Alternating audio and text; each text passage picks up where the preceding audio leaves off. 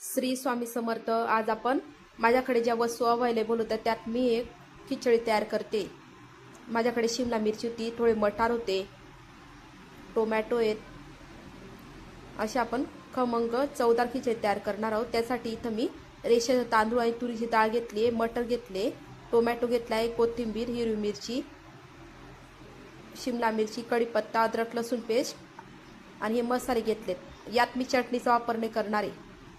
इथं मी डाळ तांदूळ धुवून ठेवलेत। आता इथं कुकरमध्ये 2 पळी तेल घालून घेते आणि तेलाला छान तापू देते। आता तेल तापले आपलं, त्यात आता मी मोहरी घालून घेते 1 चमचा।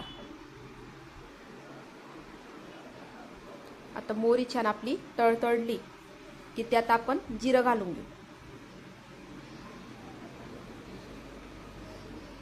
आता यात मी शेंगदाणे घालून घेते।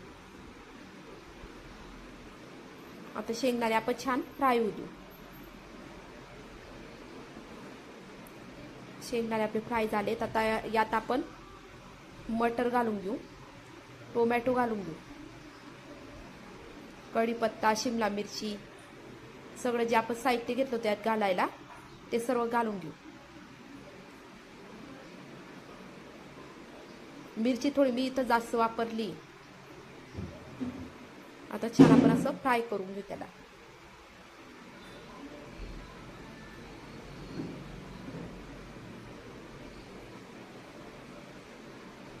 भाज्या अशा आपण परतून घेऊ आणि त्यांना छान आपण फ्राय होऊ देऊ।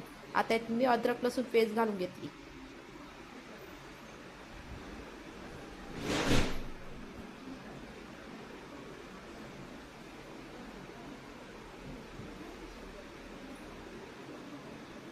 भाज्या आपल्याला असं शिजवायच्या नाहीये, कारण त्या पाण्यामध्ये आपल्या नच शिजून जातील।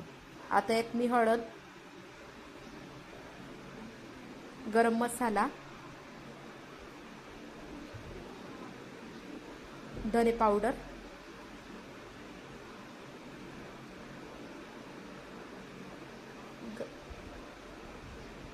असं आता मिक्स करून घेतले आपण। यात आता मी पाणी घालून घेते। ही खिचडी सेम आपलं भंडाऱ्यात खिचडी भेटते तशी लागते, ही खिचडी मंदिरांमध्ये भेटते तशी। आता यात मी पाण्याला उकळी आली, याच्यात आता मी मीठ घालून घेते चवीनुसार।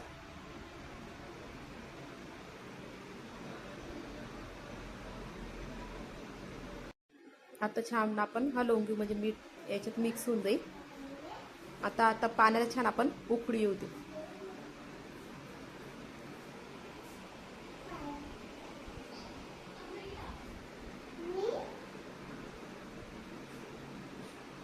बघा आपली पाण्याला मस्त उकळी आली आहे।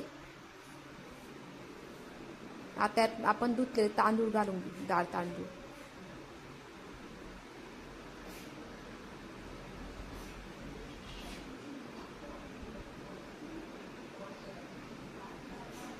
आता याला आपण परत उकळी येऊ देऊ, छान हलवून घेऊ।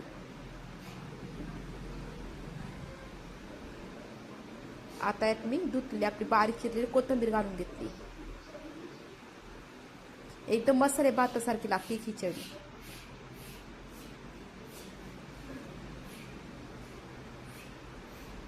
बघा असं थोडं पाणी उरलं आता असं झाल्यावर आपण कुकर लावून देऊ।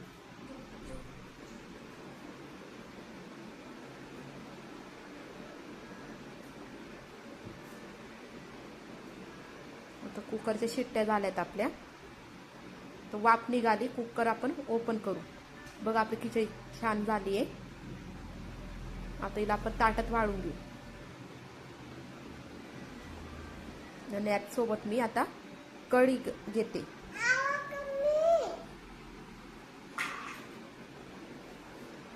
बघा किती छान आपली खिचडी तयार झाली आहे। या खिचडीची रेसिपी तुम्हाला आवडली असेल तर व्हिडिओला लाईक करा, शेअर करा, चॅनलला सबस्क्राईब नक्की करा।